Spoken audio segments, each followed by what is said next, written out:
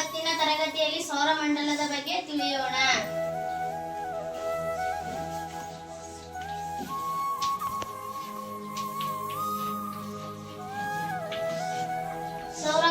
ಸೌರಮಂಡಲದಲ್ಲಿ ಒಟ್ಟು 8 ಗ್ರಹಗಳಿವೆ.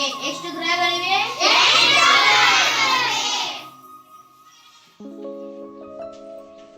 ಇದು ಸೂರ್ಯ. ಇದು ಏನು? ಸೂರ್ಯ. ಸೂರ್ಯನ ಸುತ್ತ ಒಟ್ಟು 8 ಗ್ರಹಗಳಿವೆ. 1 2 3 4 5 6 7 8. ಎಷ್ಟು ಗ್ರಹಗಳು? 8 ಗ್ರಹಗಳು. ಒಂದನೇ ಗ್ರಹ ಬುಧ. ಎರಡನೇ ಗ್ರಹ ಶುಕ್ರ. ಮೂರನೇ ಗ್ರಹ ಶನಿ.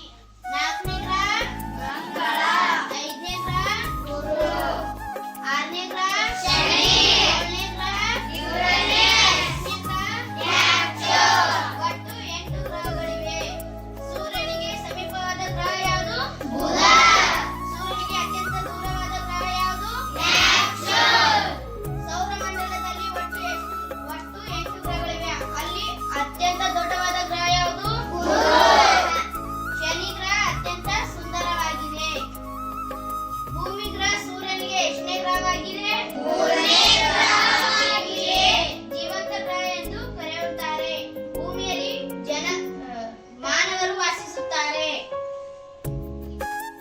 ನಾನು ನಿಮ್ಗೀಗ ಪ್ರಶ್ನೆ ಕೇಳ್ತೀನಿ, ನೀವು ಆನ್ಸರ್ ಹೇಳಿ.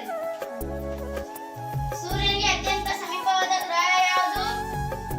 ಬುಧ ಗ್ರಹ. ಸರಿಯಾದ ಉತ್ತರ. ಸೂರ್ಯನಿಗೆ ಅತ್ಯಂತ ದೂರವಾದ ಗ್ರಹ ಯಾವುದು?